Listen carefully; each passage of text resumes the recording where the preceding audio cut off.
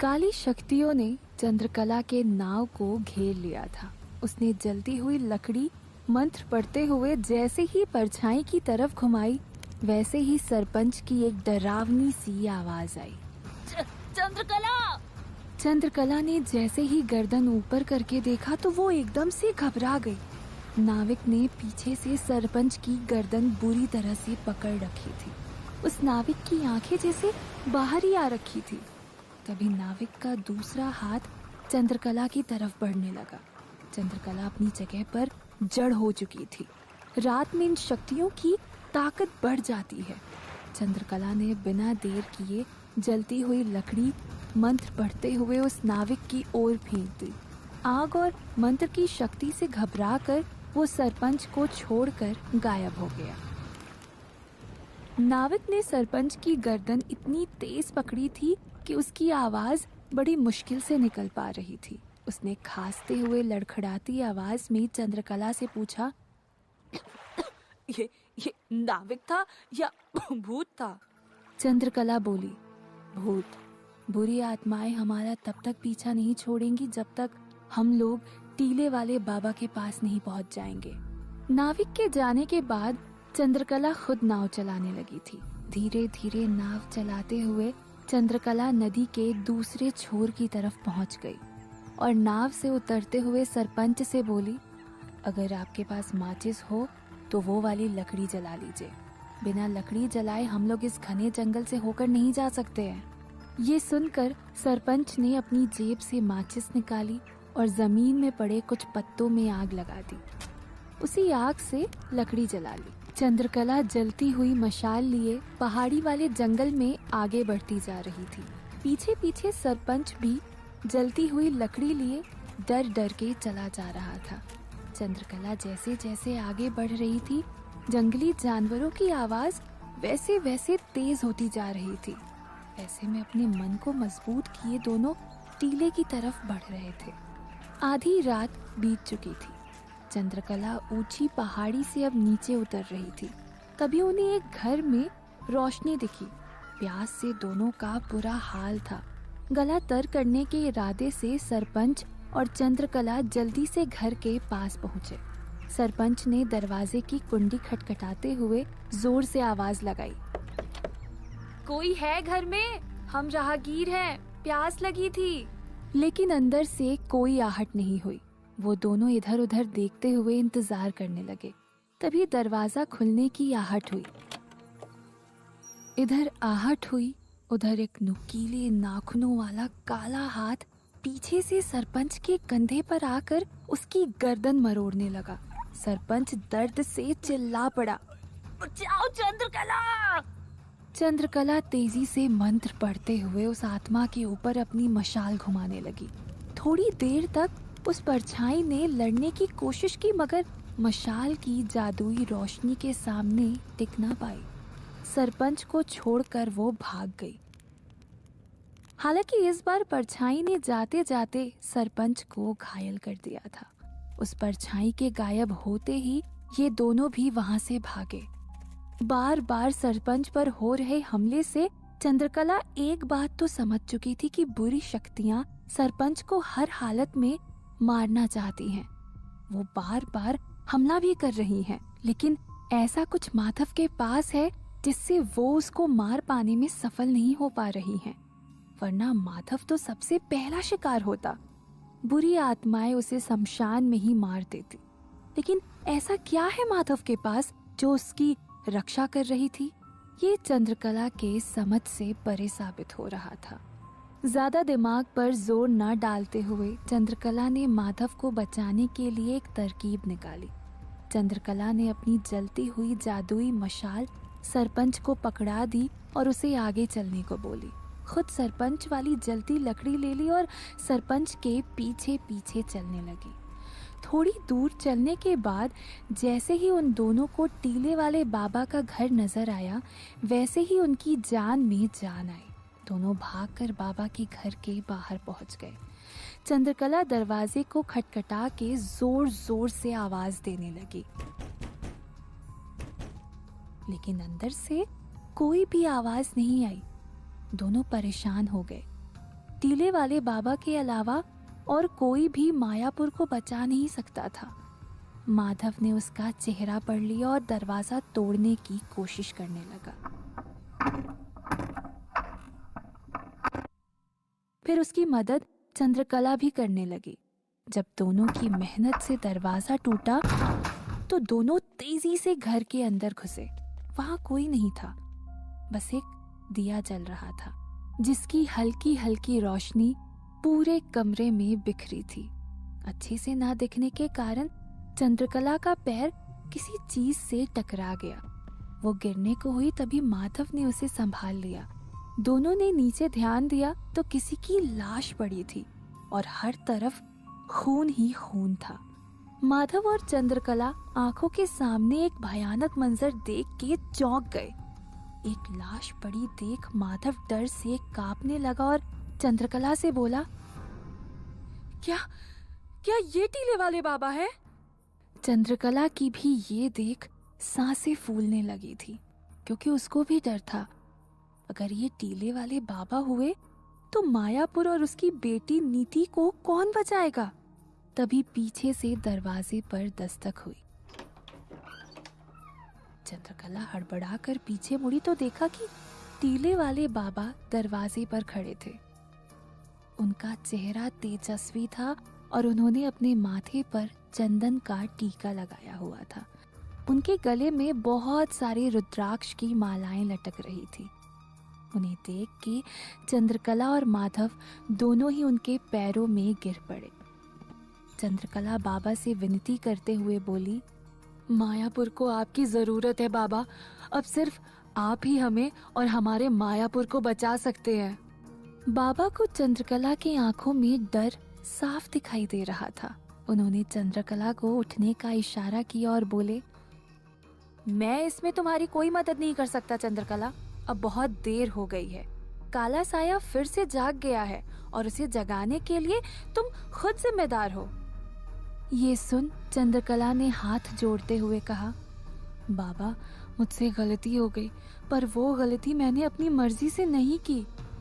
चंद्रकला कुछ और बोले इससे पहले ही माधव हाथ जोड़ते हुए बोला, हाँ बाबा, उसमें चंद्रकला की कोई गलती नहीं है। गलती मेरी है। इकलौती बेटी को मैं ऐसे कैसे विदा कर देता। कहते ही उसका गला रुंध गया और आंखों से आंसू बहने लगे। चंद्रकला हड़बड़ाहट में बोली, बाबा अभी इन सब बातों के लिए समय नहीं हमारे पास। गांव वाले ज्यादा समय तक वहां सुरक्षित नहीं है। आप कृपा कर हमारी मदद कीजिए। बाबा सोच में पड़ गए। जिन काली शक्तियों ने मायापुर गांव पे कब्जा किया था, उन्हें बिना किसी दिव्य शक्ति के रोकना संभव नहीं था। बाबा कुछ सोचते हुए बोले, ठीक है, अब जो भी करना है वो मायापुर में जाकर ही होगा। चलो। ये बोल बाबा मायापुर की तरफ चल दिए। उनके पीछे पीछे चंद्रकला और माधव भी ढेरों उम्मीदें लिए चल दिए। रात ढल चुकी थी और सुबह होने को थी। जैसे ही टीले वाले बाबा मायापुर पहुंचे, वहां का मंजर देख वो हैरान रह गए। वहां पे काले बादल छाए हुए थे। सुबह का समय होने के बाद भी मायापुर में रात ही नजर आ रही थी, मानो एक साथ बहुत सारी बुरी आत्माओं ने मायापुर को अपने कब्जे में कर लिया हो। ऐसी स्थिति में मायापुर को बचाना बहुत ही जरूरी हो गया था। टीले वाले बाबा ने अपनी रुद्राक्ष माला निकाली और एक मंत्र का जाप करने लगे। तेन त्व प्रीति बिन्मी रक्षे मचाल मचाल। ये मंत्र बोलते बोलते वो आगे बढ़ने लगे। समूचा गांव वीरान था। जहां तहां लाशें पड़ी हुई थी। दहशत का माहौल था। जिनको चंद्रकला मंदिर में एक धागे की सुरक्षा में सीमित करके गई थी, वो वही मंदिर में ही बैठे हुए थे। टीले वाले बाबा को मंदिर की तरफ आता देख सबके चेहरे पर उम्मीद की किरण फूट निकली। मंदिर पहुंचने के बाद बाबा ने वो लाल धागा खोल दिया और चंद्रकला की तरफ देखते हुए बोले, बुरी आत्मा के नींव स्थान को जल्दी से जल्दी खोजना होगा, नहीं तो गांव वालों को ये हमेशा हमेशा के लिए गांव छोड़ना होगा। ये भी नहीं मालूम कि ये बाहर निकल भी पाएंगे या यही मृत्यु को प्राप्त होंगे। चंद्रकला ने चौंक के बाबा से पूछा, मतलब आप अभी तक उस जगह को नहीं पहचान पाए हैं? चंद्रकला का ये सवाल सुन के गांव वाले सहम गए। उन्हें चंद्रकला पे भरोसा था और चंद्रकला को बाबा के ऊपर। अब ऐसी हालत में सारे गांव वाले जाए तो कहाँ जाए? बाबा ने चंद्रकला को देखते हुए कहा, वो स्थान बदल चुका है जहाँ वो पहले वास कर रही थी। पर ये कैसे हो सकता है बाबा? चंद्रकला ने आश्चर्यचकित हो सवाल किया। हो सकता है, पता करना होगा कि अदिति के अंतिम संस्कार के बाद गांव में आईना लेकर कौन आया था। उसी आईने के माध्यम से परछाइयों ने स्थान बदला है, टीले वाले बाबा ने समझाया। सभी चिंतित हो एक दूसरे को देखने लगे। उनमें से एक महिला सामने आई। संगीता नाम था उसका। कुछ 34 साल की थी। कद काठी में छोटी सी मगर दिखने में आकर्षक। हम लेकर आए हैं आईना, बहुत ही धीमे स्वर में ग्लानि से भरी आवाज में संगीता ने कहा। हम शहर गए हुए थे और वहीं एक खूबसूरत आईना दिखा तो ले लिए। चंद्रकला ने तुरंत उससे आईना की जगह पूछी और टीले वाले बाबा के साथ उसके घर की तरफ चल पड़ी। बाकी गांव वालों को सख्त हिदायत दी कि मंदिर के प्रांगण से बिल्कुल भी बाहर ना निकले। रास्ते में टीले वाले बाबा ने नीति के विषय में चंद्रकला से पूछा। चंद्रकला ने बता तो दिया मगर साथ ही चिंता भी जताई। बच्ची को अकेला छोड़ आई हूँ, पता नहीं वहां की स्थिति क्या है। पता नहीं कब तक वो नन्ही सी जान उस मिट्टी के ताबूत में रह पाएगी। बात समझती तो है मगर चंचल भी उतनी ही है। उस बच्ची में अपनी माँ की शक्ति है चंद्रकला, ये मत भूलो। चंद्रकला को इस बात से हौसला तो मिला मगर दिल को इत्मीनान नहीं मिला था। चिंता अब भी नीति की थी। इधर नीति ताबूत में बैठे बैठे थक चुकी थी। उसे बाहर निकलने की इच्छा हो रही थी। एक बार उसने हल्का सा खोला भी मगर अदिति के मृत्यु वाले दिन हुई घटना याद आ गई तो तुरंत से बंद करके वापस बैठ गई। अब उसका धैर्य खत्म हो रहा था और उसे रोना भी आ रहा था। रुआसी आवाज में उसने चंद्रकला को याद किया। अम्मा, कब आओगी तुम?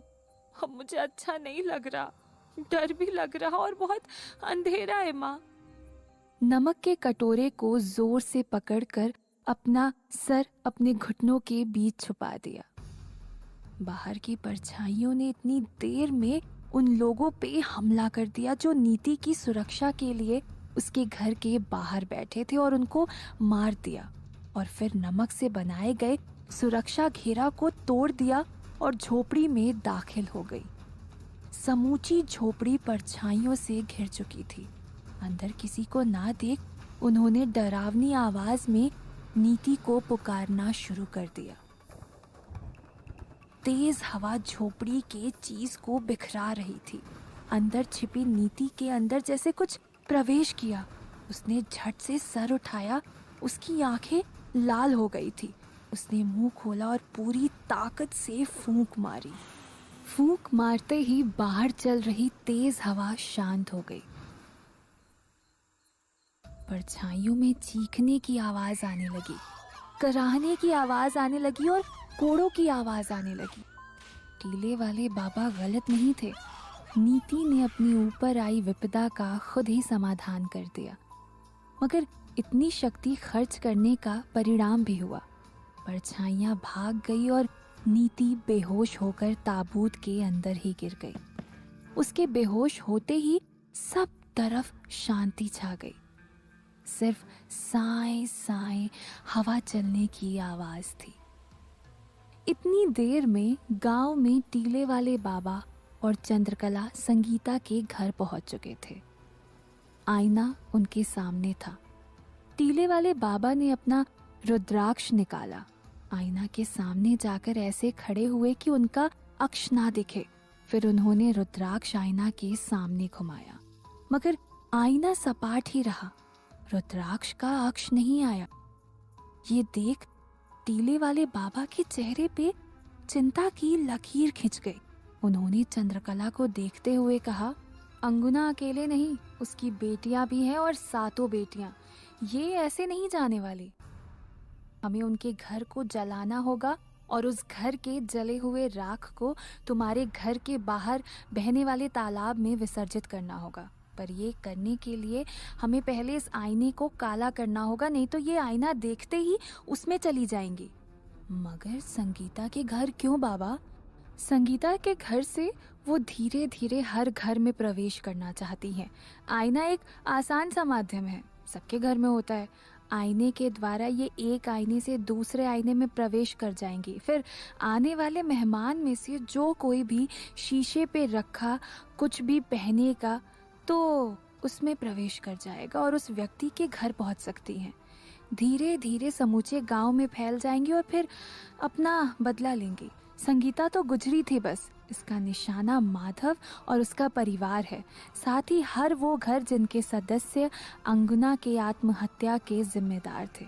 तब सबको नहीं मार पाई थी, अब उनका वंश नाश करने आई है। इनका घर तो दूर है बाबा, तब तक मंदिर में सब सुरक्षित रह पाएंगे? चंद्रकला ने चिंता जताई। वो सुरक्षित है, आओ मेरे साथ। दोनों मिलकर आईने के आगे मशाल रखते हैं, जिसका काला धुआं धीरे धीरे आईने का शीशा काला कर देता है। बाबा और चंद्रकला उस आईने को लेकर अंगुना के घर की तरफ चल दिए। चंद्रकला मशाल पकड़ी रही। अंगुना के घर पहुंचकर उन्होंने उसमें आग लगाई। चीत्कार की आवाज गूंज उठी। परछाइयां वहीं आग के बीच फंसी रही, बाहर ना निकल सकी। जैसे ही झोपड़ी टूटकर काली राख में बदली, टीले वाले बाबा ने उसे मुट्ठी में बंद किया और दोनों चंद्रकला के घर की ओर चल दिए। रास्ते में चंद्रकला ने अपनी एक शंका जाहिर की। बाबा, ये परछाइयां गांव के सरपंच माधव पर इतनी बार हमला कर चुकी हैं। 3 बार तो मेरे सामने, पर उसकी जान लेने में कामयाब नहीं हुई। ऐसा कैसे बाबा? बाबा ने शांत मन से कहा। उसके हाथ में नीलम की अंगूठी है जो उसकी रक्षा कर रही है।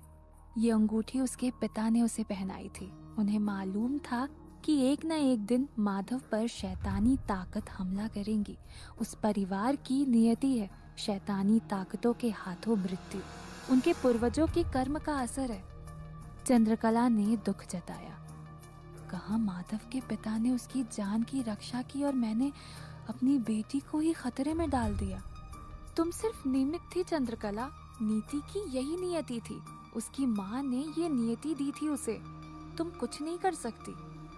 बाबा ने तुरंत चंद्रकला की बात को काटा।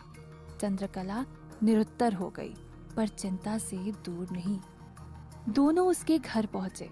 घर के पास 3 लोगों की लाश पड़ी थी और साथ में सुरक्षा कवच का घेरा टूटा हुआ था।